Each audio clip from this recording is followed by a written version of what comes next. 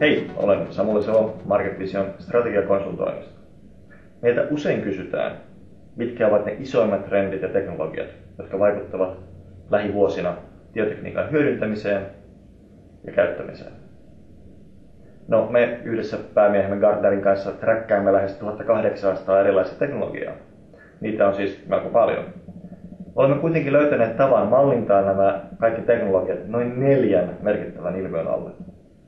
Aion nyt käydä lyhyesti läpi nämä 4 ilmiötä. Ensimmäinen näistä ilmiöistä on mobiliteetti. Tapamme käyttää kännyköitä, älypuhelimia, tabletteja ja erilaisia muita laitteita, jotka kytkeytyvät langattomasti nettiin.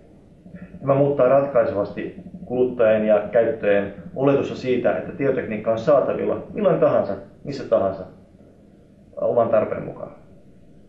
Toinen näistä isoista ilmiöistä on sosiaalisuus, kollaboraatio, tapamme tehdä töitä muiden ihmisten kanssa, niin organisaation sisällä kuin organisaation ulkopuolella.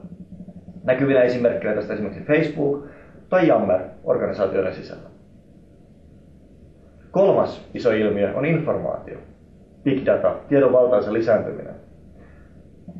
Laskelman mukaan tieto lisääntyy noin 70% vuositasolla. Mutta se ei ole pelkästään tämä tiedon määrän lisääntyminen, vaan myös sen laadun muuttuminen. Enenevässä määrin tallennettu tieto on strukturoimatonta. Esimerkiksi ääntä, kuvaa tai erilaista tiedon virtaa. Tämän tiedon hyödyntäminen on valtava mahdollisuus, mutta myös haaste. 4. iso ilmiö on pilvipalvelut. Tapa tuottaa tietoteknisiä palveluita verkon yli, ilman että organisaatiot joutuvat itse hankkimaan räätälöityjä, itsellä asennettuja järjestelmiä. Tämä tulee muuttamaan ratkaisevasti tapaa suhtautua tietotekniikkaan ja sen ostamiseen. Nämä 4 ilmiötä yhdessä muodostuvat kokonaisuudesta, puhumme nimellä Nexus of Forces, koska nämä 4 voimaa vahvistavat toisiaan ja muuttavat maailmaa enemmän kuin luulemmekaan.